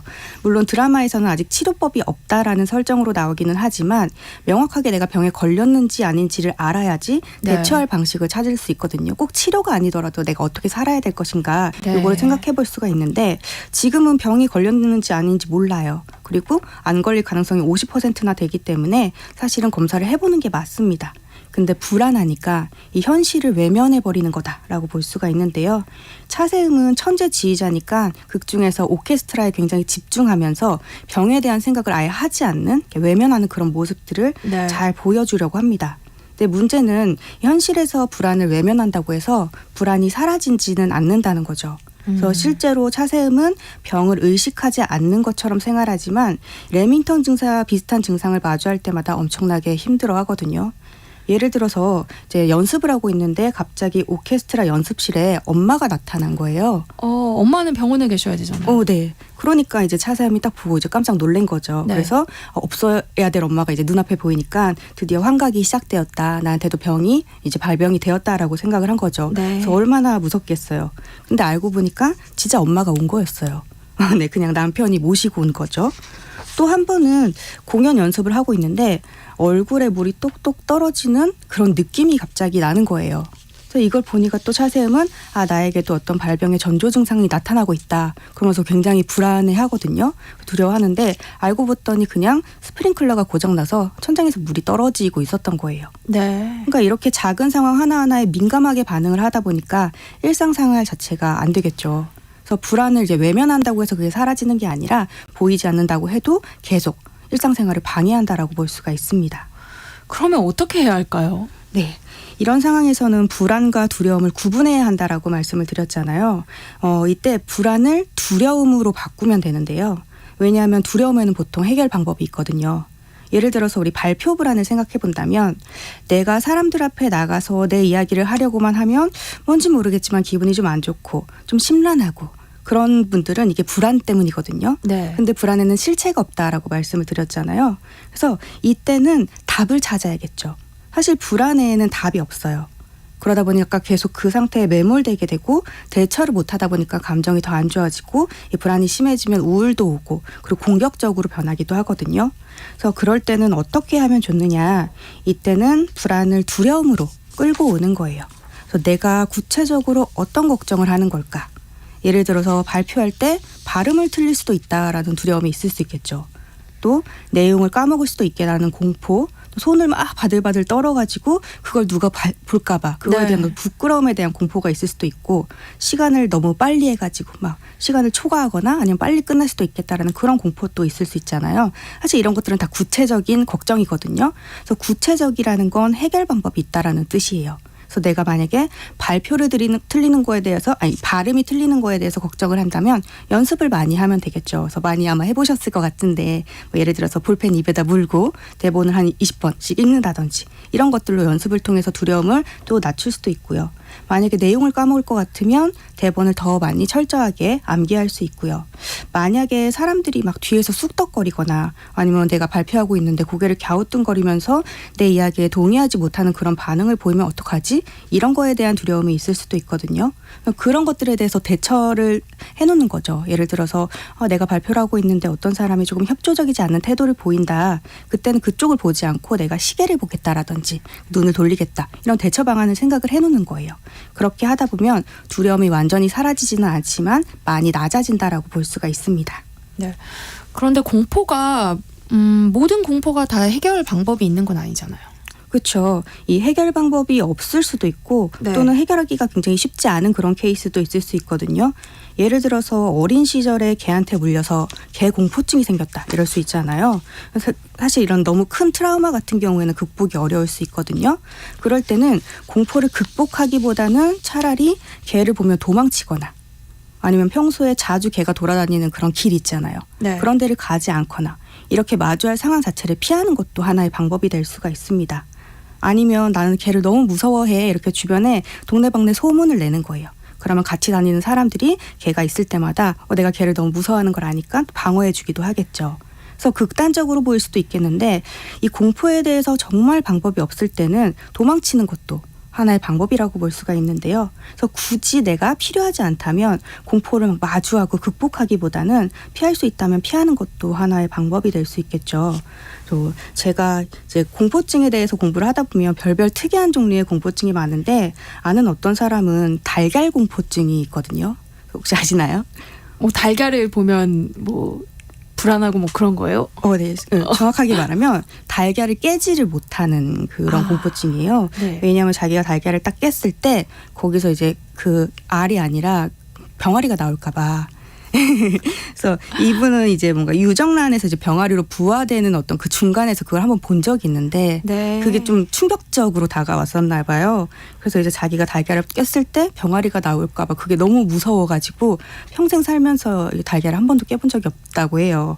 그래서 사실 이런 경우에는 뭐 치료를 받거나 훈련을 통해서 극복할 수도 있겠지만 내가 도저히 이거는 극복을 못하겠다 하면 다른 사람들한테 그냥 달걀은 좀 깨달라고 부탁할 수도 있겠죠. 그래서 달걀 못 깬다고 사는데 이렇게 지장이 있는 건 아니거든요. 그래서 어떤 공포증 같은 경우에는 이렇게 도망갈 수 있는 그런 상황을 만들어 보는 것도 하나의 방법이 된다라고 볼 수가 있습니다. 네. 그러니까 막연한 불안은 두려움으로 좀 구체화를 시켜라. 내가 무엇을 두려워하는지 정확하게 좀 실체를 파악하면 어떤 식으로든 해답이 보인다. 뭐 이런 이야기인 것 같은데요. 네. 그럼 드라마 마에스트라의 차세음이라는 캐릭터에게는 어떤 선택권이 있었을까요? 네. 이 차세음은 자기가 병에 걸릴지 아닐지 모른다는 막연한 불안이 있었기 때문에 이걸 두려움으로 가지고 와야겠죠. 그러려면 자기가 병이 걸렸는지 아닌지를 먼저 확인을 했어야 됐는데요. 그래서 만약에 병에 걸렸다. 그 사실을 알게 되면 그 다음엔 두려움으로 가지고 와야겠죠. 그래서 내가 뭘 두려워하는 걸까? 예를 들어서 통증, 아픈 게 두려운 걸까? 아니면 우리 엄마처럼 사람답지 못하는 모습으로 점점 변해가는 게 두려운 걸까? 또 기억을 잃는 게 두려운 건지 빨리 죽는 게 두려운 건지 이 명확한 두려움의 문제를 한 번씩 확인을 해보고 그 해답이 무엇인지를 하나하나 찾아가는 게 중요하겠죠. 그래서 예를 들어서 내가 기억을 잃는 게 두렵다. 그러면 나를 기억할 수 있는 영상이나 글을 기록해 놓는다든지 이렇게 나의 두려움을 낮출 수 있는 방법을 생각을 해보면 좋겠습니다. 물론 이제 완벽한 답은 없을 수 있거든요. 그렇다고 이제 피한다고 해서 일어날 일이 일어나지 않는 것은 아니기 때문에 내 두려움의 수준이 엄청나게 높지만 그래도 그걸 조금 낮추면서 일상생활을 할 수 있는 그런 방법을 강구해 놓으면 힘든 생활을 완전히 없는 걸 할 수는 없겠지만 그래도 상황을 맞이할 때 조금 덜 힘들게 만들 수는 있습니다. 네. 그러니까 차세음의 두려움을 어떻게 마주했을지가 궁금한데요. 네. 일단 이거는 드라마에 대한 이제 결말에 대한 스포일러가 살짝 나온다는 걸 네. 양해를 좀 부탁드리고요. 이 차세음은 아무래도 오케스트라를 지휘하고 있기 때문에 그 책임 때문에 결국 검사를 받게 돼요. 그래서 병에 걸린 상태에서는 이제 지휘를 할 수가 없기 때문에 검사를 받게 되는데 드라마 전개 내내 계속 증상이 나타나는 것처럼 보이기도 했고 약간 분위기가 그쪽으로 흘러가서 차세음 본인도 또 이제 시청자들도 당연히 이제 자기가 병에 걸렸겠구나라고 생각을 했었는데 결말은 허무하게도 병이 아닌 걸로 나왔습니다. 네. 그래서 이걸 보면은 뭐 마치 이건 드라마니까 뭐 동화처럼 말도 안 되는 전개가 아니냐 이렇게 생각하실 수도 있는데요. 네. 사실 우리가 걱정하고 고민하는 일들의 대부분은 일어나지 않는다라고 얘기를 하죠. 그래서 우리가 막연히 불안해하는 문제들이 사실은 진짜로 일어나지 않을 가능성이 큽니다. 그래서 발표를 망칠 것 같아서 불안하지만 생각보다 잘하는 경우도 많고요. 네. 또 실제로 내가 실수하면 큰일 날 것처럼 생각하지만 실수한다고 해서 별일은 일어나지 않거든요. 근데 현대인들이 걱정이 너무 많죠. 그래서 하루 종일 불안해하는데 시간을 참 많이 보내고 있는 것 같다라는 생각이 듭니다. 네. 그러게요. 오늘은 드라마 마에스트라를 통해서 불안과 두려움을 마주하는 법에 대해서 이야기를 나누고 있습니다. 방송 들으시면서 궁금한 점이 있으신 분들 계속해서 문자 보내주세요. 신고은 작가가 따뜻한 처방을 해드리겠습니다. 여기서 저희 노래 한 곡 듣고 올게요. 유재하가 부릅니다. 가리워진 길. 네, 노래 듣고 왔습니다. 그 사이 많은 분들이 또 문자 보내주셨는데요. 0157님께서 앞집에 도둑이 든 이후 오랫동안 불안했어요. 이건 실체가 있는 건데 어떻게 대응해야 하는 걸까요? 하셨어요.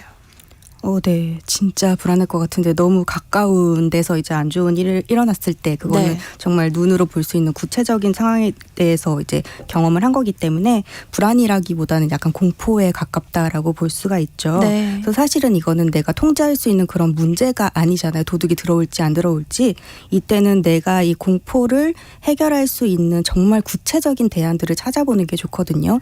예를 들면 뭐 요즘에는 현관문 앞에다 CCTV를 가짜로라도 뭐 달아놓는다든지 네. 아니면 방범 시스템을 조금 강화한다든지 어떤 이게 환경적인 변화를 통해서 내가 안정감을 찾을 수 있는 그런 방식을 찾아보시는 게 좋을 것 같아요. 그래서 구체적인 해결 방법을 내가 만들어 놓으면 평소보다 불안이 많이 떨어질 거고 그리고 그 감정이 점점 줄어들면 또 시간이 계속되면 조금 더 이렇게 불안감이 떨어질 수 있거든요. 그래서 구체적인 방안을 찾아보시는 게 좋을 것 같습니다. 네.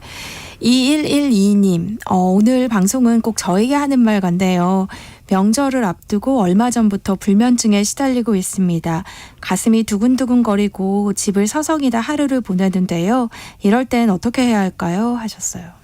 네. 지금 이런 상태에 계신 분들 너무 많을 것 같아요. 명절이 즐거운 이제 날이기도 하지만 또 많은 스트레스를 가지고 오잖아요. 네. 근데 사실은 이런 문제 같은 경우에 나한테 통제권이 없죠. 그것도 나를 힘들게 하는 그런 상황에서 그 문제의 원인이 내가 아니라 타인이 있을 때는 사실 환경을 바꿀 수 있는 그런 방법은 없거든요. 그래서 이런 경우에는 문제를 해결하기보다 정서를 조금 더 해결하는 방법에 초점을 두라라고 이야기를 해요. 네. 여기에서 보면 집을 서성이신다고 말씀을 하셨는데 이것도 아마 나름대로 자신의 어떤 불안감을 가라앉힐 수 있는 하나의 방법인 것 같은데요. 내가 그런 이야기가 있거든요. 심리학에서는 기분 좋은 감정이랑 기분 나쁜 감정은 공존할 수가 없다라고 이야기를 해요. 그래서 기분 좋은 감정을 느낄 수 있는 좀 많은 시간들을 보내보시면서 이 불안을 감소시켜보는 게 좋을 것 같은데요. 평소에 내가 어떤 행동을 했을 때 조금 기분이 나아지고 기분이 좋아지는지 이걸 찾아보시면서 이 명절이 시작되기 전까지 좀 그런 시간들을 많이 가져보시는 걸 추천드립니다. 네. 사실 현대인들이 많은 불안을 느끼면서 살잖아요. 네. 오늘 이 시간이 좀 많은 도움이 되셨으면 좋겠습니다. 라디오 심리극장 지금까지 사회심리학자 신고은 작가와 함께했습니다. 고맙습니다. 고맙습니다.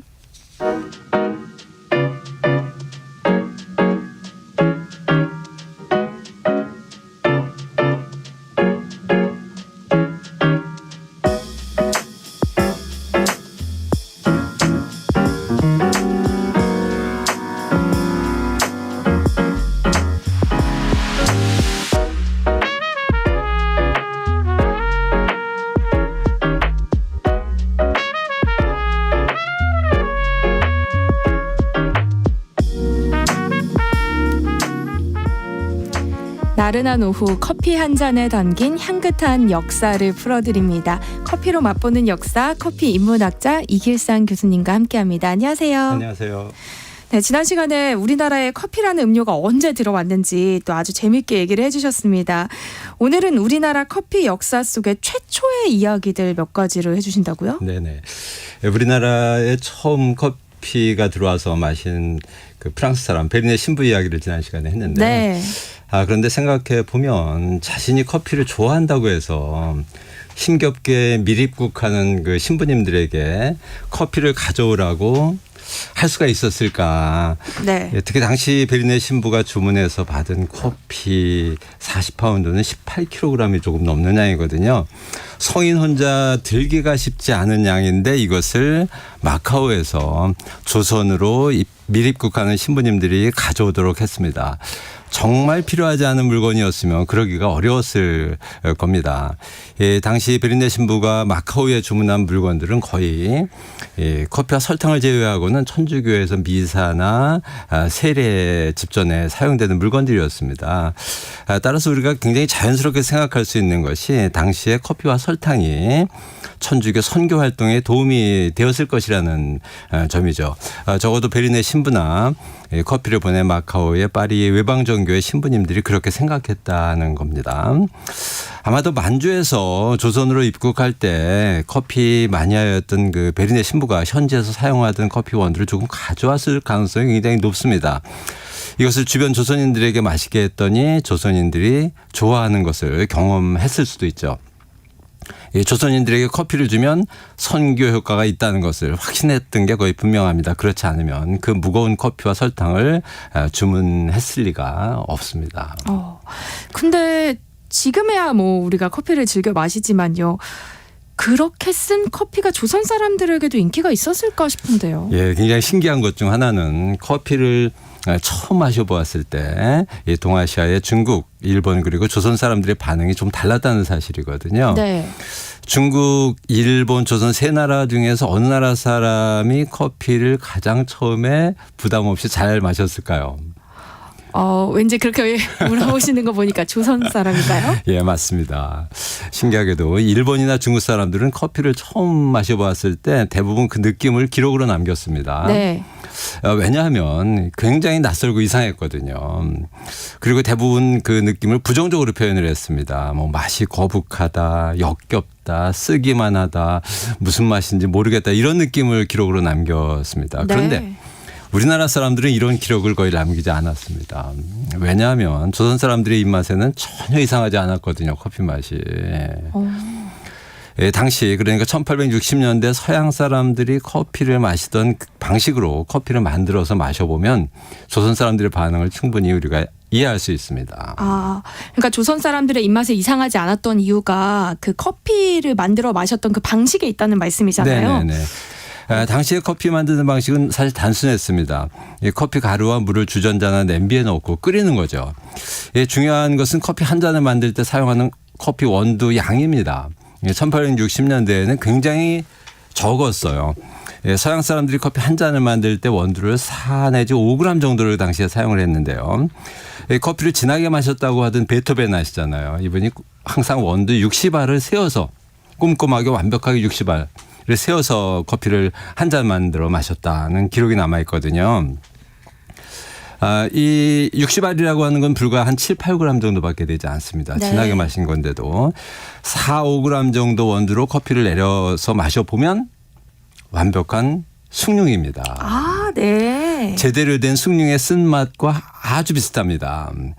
지금도 커피를 좋아하시지 않는 분들이 한 4, 5g 정도 원두로 커피를 만들어서 마시면 아무런 부담 없이 마실 수 있습니다. 게다가 여기에 설탕을 조금 넣으면 마시기가 아주 편하죠. 식사 후에 숭늉을 마시고 살던 조선 사람들에게 커피는 전혀 거북하거나 이상한 음료가 아니었습니다. 특히 설탕을 넣은 커피. 살짝 쓰고 달짝지근한 이거는 조선 사람들에게는 정말 환영받을 만한 맛이었습니다. 이 반면 부드럽고 향기로운 차를 오랫동안 마시던 일본이나 중국 사람들에게는 쓴맛 나는 커피는 거부감이 생기는 게 당연한 일이었다고 생각이 되거든요. 네, 그럼 지금 우리나라 사람들이 커피를 많이 마시는 것도 이렇게 숭늉을 먹던 습관 때문일까요? 네, 그럴 수도 있습니다. 제가 어제도 70년대 초반 신문을 봤는데 숭늉과 커피를 비교하는 글들이 굉장히 많아요. 우리나라에도 물론 전통시대에 차 문화가 있었지만 19세기 후반 들어서 완전히 무너졌습니다. 대신 누구나 편하게 마신 것이 숭늉이었습니다. 이 빈부 귀천의 차이 없이 더운 여름에도 식후에 반드시 마시는 것이 뜨거운 숭늉이었습니다. 요즘은 겨울에 아이스 아메리카노를 마시는 게 특이하지만 생각해보면 당시에 더운 여름에 뜨거운 숭늉 마시는 것도 이상한 일이죠. 여기서 한 가지 아주 재미있는 추론을 할 수 있습니다. 알려진 대로 서양 여러 나라가 엄청 공을 들였는데도 중국이나 일본에서는 기독교 선교가 실패를 했습니다. 지금도 기독교 인구가 거의 없지 않습니까? 그런데 조선에서는 성공을 했습니다. 농담이지만 이 선교사들이 가져온 커피가 조선 사람들에게는 잘 먹혔고 일본이나 중국 사람들에게는 전혀 먹히지 않았던 것도 여러 이유 중에 하나가 아닐까 하는 생각을 해보게 됩니다. 그러니까 선교 성공의 이후에는 뭐 커피도 일조를 했을 것이다 이런 말씀이신 네네. 거죠. 베르네 주교가 받은 원두 40파운드로 만들 수 있는 커피가 5,000잔 네. 정도라고 하셨잖아요. 그러면 주변에 이제 조선인들과 좀 나눠 마셨다 이렇게 봐도 될까요? 그렇습니다. 베르네 신부님이 아무리 커피를 좋아하더라도 그 많은 커피를 혼자 하루에 10잔 이상씩 다 마셨을 리는 없지 않습니까? 당시 남대문 밖에 있던 베르네 주교의 은신처에는 조선인 신자 한 10명 정도가 늘 같이 있었습니다. 특히 그중에서 베르네 주교의 음식을 도왔던 이선이라는 신도가 있는데요. 이분의 경우에는 아마 베르네 신부가 알려준 방식 그대로 커피 만드는 일을 도와줬을 겁니다. 남북전쟁을 배경으로 한 그 영화나 소비 영화에 나오는 모닥불에서 반합에 커피 끓여 마시는 그 장면하고 비슷한 장면이죠. 네. 당시에는 커피 포트나 드립 도구 등이 보급되기 이전이어서 세계 모든 지역에서 이런 식으로 커피를 마셨습니다. 참고로 말씀드리면 우리나라에 첫 커피가 도착했던 1861년 4월 7일은 링컨 대통령 취임 1개월 3일 후고요. 남북전쟁 발발 5일 전입니다. 그러니까 링컨 대통령과 우리나라의 철종, 고종이 같은 시대를 살았던 정치인인데 우리나라 역사책에서는 잘 배우지 못하죠. 네. 그러면 베르네 신부는 언제까지 커피를 받아서 마셨나요? 예, 베르네 신부는 매년 커피를 주문했는데요. 어느 해에는 평시보다 2배가 넘는 그러니까 45kg 이상의 커피를 주문하기도 했습니다. 1866년 봄까지 조선 땅에서 5년 동안 조선인 신자들과 커피를 끓여 마시면서 선교 활동을 했는데요. 1866년 2월 23일 시작된 병인 박해로 베르네 신부는 은신처에서 붙잡혀서 3월 7일 새남토에서 순교합니다. 배교를 해서 즉 천주교를 부인하고 베르네 신부를 밀고 한 것은 바로 커피를 끓이는 것을 도와줬던 그리고 함께 마셨을 것으로 예상되는 이선희 신도였습니다. 네. 예, 혹독한 고문을 이기지 못한 거죠. 뭐 커피가 만든 두 사람 사이의 우정이 그렇게 오래 가지는 않았던 겁니다. 결국 베르네 신부를 포함한 9명의 프랑스 신부가 순교를 했고 이게 빌미가 돼서 중국에 머물고 있던 프랑스의 로즈 제독이 조선을 침략하죠. 바로 병인 양요입니다. 네. 이로 인해서 이제 대원군의 세국 정책은 더 심해지고 서양인은 물론 뭐 커피도 조선 땅에 더 이상 들어오지 못합니다. 네. 그러면은 커피가 다시 조선 땅에 들어오는 건 언제예요? 네, 그거는 한참 지나서입니다. 1876년에 이제 강화도 조약 정식 명칭으로 조일 수호 조약이 체결되고 문호가 개방됩니다. 제물포, 부산, 원상 등 그 개항장을 통해서 커피가 들어오기 시작하는데 특히 미국과의 수교가 이루어진 1882년 그리고 조선 주재 초대 미국 공사 푸트가 부임한 1883년 5월부터는 서양인들의 조선 방문이 급격하게 증가를 합니다. 이 중에서 조선 땅에서 커피를 마신 기록을 가장 먼저 남긴 사람은 미국인 퍼시벌 로웰이라는 아주 흥미로운 분입니다. 네, 퍼시벌 로웰이요. 이분은 어떤 사람이었어요? 네, 이분은 굉장히 부유한 가정 출신인데요. 1876년에 하버드 대학교 수학과를 졸업한 후에 6년 동안 집안에서 운영하는 면직 공장에서 일을 합니다. 그러다 1880년에 일본으로 건너와서 이것저것 여행을 하며 지내죠. 그러던 중 1883년 8월에 미국으로 가는 조선 사절단인 보빙사의 안내역을 맡아서 민영익, 홍영식, 유길준 등 10여 명과 함께 미국을 방문하고 그의 말 다시 일본으로 옵니다. 네, 그럼 일본에 있던 로웰이 조선에 오는 거예요? 그렇죠. 보빙사 안내를 맡아서 수고한 것을 치하하려고 고마워서 고종이 로웰을 조선에 초청하죠. 그래서 그해 12월에 한양에 들어와서 2개월여를 지냅니다. 겨울이죠. 로웰은 조선에 있는 동안 보고 듣고 경험한 것을 기록해서 1885년에 하버드 대학 출판부에서 코리아 The Land of Morning Calm이라는 조선 조용한 아침의 나라로 번역될 수 있는 이런 제목의 책을 출판합니다. 로웰이 당시 고종을 만났을 때 직접 찍은 사진이 현재 우리가 교과서에서 가장 많이 보는 고종 모습 그 사진입니다. 네. 이 책에 보면 로웰은 한양에 온 지 한 달쯤 지난 1884년 1월 지금의 서대문역 근처에 있던 경기도 관찰사의 별장을 방문해서 저녁 식사를 마치고 당시 최신상 이었던 커피를 마셨다고 썼습니다. 최신상을 영어로 레이티스트 누보떼라고 표기한 것을 보면 당시의 조선에서 커피는 신상 중에 신상이었던 걸 알 수 있습니다. 당시 경기도 관찰사는 유명한 김홍집이었습니다. 김홍집이 접대용으로 커피를 내놓은 것을 보면 그가 집에서 커피를 마셨다는 것도 우리가 알 수 있죠. 그리고 베르네 신부에 이어서 18년 만에 커피를 마신 두 번째 주인공이 된 그 로웰은 나중에 아주 유명한 천문학자가 됩니다. 그래서 화성과 금성 표면의 모습을 그림으로 그려서 남긴 최초의 천문학자이기도 하고 화성에 물이 존재했었다는 주장을 한 최초의 천문학자이기도 합니다. 지금 미국 애리조나주에는 그의 이름을 딴 천문대가 있을 정도로 굉장히 유명한 천문학자로 나중에 변신을 하죠. 되게 대단하신 분이네요. 네네. 그러면 로웰 이후엔 어때요? 커피 기록이 많이 등장하나요? 네, 우리가 생각했던 것보다는 굉장히 많은 기록이 등장을 하죠.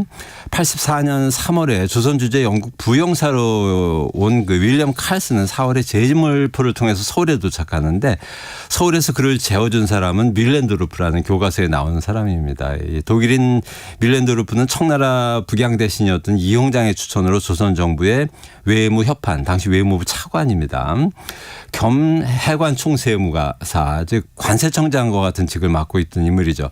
당시 정부가 굉장히 개방적이었습니다. 뭐 근대화를 위해서 대단한 결정을 했죠. 네. 독일인을 외교부 차관, 관세청장에 임명할 정도였습니다. 밀렌도르프 집에서 묵게 된 칼스 부영사는 기록에 따뜻한 물로 목욕을 하고 따뜻한 커피를 마시는 호사를 누렸다고 썼습니다. 칼스에게 커피를 대접한 밀렌도르프가 조선에 입국한 것이 1882년이었습니다. 당연히 커피를 가지고 입국해서 마시고 있었던 거죠. 이 밀렌도르프가 책임자였던 해관을 통해 커피가 공식적으로 수입되었다는 기록이 관보에 남아있는 게 우리나라 관보입니다. 1883년입니다. 공식적인 커피 수입이죠. 그러니까 커피를 공식적으로 수입한 게 1883년이라는 말씀이신 거잖아요. 네네. 굉장히 빠르죠. 네, 굉장히 빠른데요. 아관파천보다 뭐 13년 전 정도 되니까요. 그러면은 신문에도 커피 기사가 나나요? 예, 당시 신문에 커피 관련 기사가 등장을 한 것도 역시 1883년입니다. 어떤 내용이었냐면요. 1883년 10월에 창간된 조선 최초의 근대신문 교과서에 나오는 한성 순보가 있는데요. 이 신문 84년 2월 17일자에 커피가 등장합니다. 정확하게 지금부터 140년 전이거든요. 서양의 운수의 발달, 즉 교통통신의 발달을 소개하면서 운수의 발달로 교류가 활발해진 물품의 하나로 서인도제도, 즉 카스피해의 커피를 소개를 합니다. 같은 신문 3월 27일자에서는 이탈리아 시칠리 섬에서 커피 나무를 시험 재배하였다는 소식이 실렸고요. 5월 25일자에는 미국의 수출입 동향을 소개하면서 주요 수입품의 하나로 커피를 소개를 했습니다. 당시 신문에서 커피를 어떻게 표기했을지가 궁금한데요. 네네. 한문으로 간행된 한성수보에서는 당연히 한자로 가배로 표시를 했습니다. 지금 우리가 쓰는 한자하고 같죠. 그런데 지난 시간에 소개한 우리나라 최초의 커피 소개책자였던 벽의 신편 지구전요에서는 중국식이 아니라 완벽한 한국식으로 가비라고 표현을 했습니다. 중국어는 다른 한자를 썼다는 게 굉장히 독특하죠. 참고로 한글로 커피를 표기한 최초는 독립신문입니다. 역시 한글신문답죠. 카피차로 표기했고 대한매일신문이 이것을 이어받아서 카피로 표기하면서 우리나라식의 커피라는 단어가 독립신문을 통해서 등장을 합니다. 네, 1880년대 초반에 벌써 이 신문에 커피 기사가 등장을 하고 커피를 수입했다는 게 신기한데요. 그러면 커피를 이렇게 대중적으로 판매도 했나요? 네, 조선에서 커피를 판매한 최초의 기록을 남긴 사람이 이때 등장을 합니다. 독일인입니다. 이름이 알베르트 고르샬키라는 사람인데요. 1884년 1월에 제물포를 통해서 입국을 합니다. 이곳에서 무역업을 해서 돈을 벌어요. 서양 물건을 가져다 파는 장사였고 당시 인기 물품은 면직물이었습니다.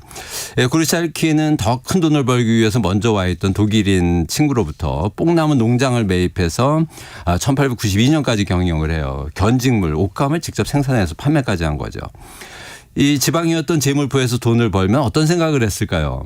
그때나 지금이나 똑같습니다. 서울로 가요. 서울로 갑니다. 그래서 1895년 초에 서울로 이주해서 정동에 식료품 상점을 엽니다. 장사가 잘 됐어요. 그래서 1896년 9월 15일자부터 여러 차례 독립신문에 광고를 냅니다. 아간파천 직전에 이미 커피 광고가 등장했다는 말씀이세요? 네네. 이 광고에 커피가 등장합니다. 새로 로스팅한 모카 커피 원두 1파운드에 75센트, 자바 커피는 70센트에 판매한다는 광고였습니다. 이 모카 커피가 자바 커피보다 조금 비쌌습니다. 당시도 커피는 모카였던 시절이죠. 당시 정동에는 서양인들이 한 300명 정도 거주하고 있었습니다.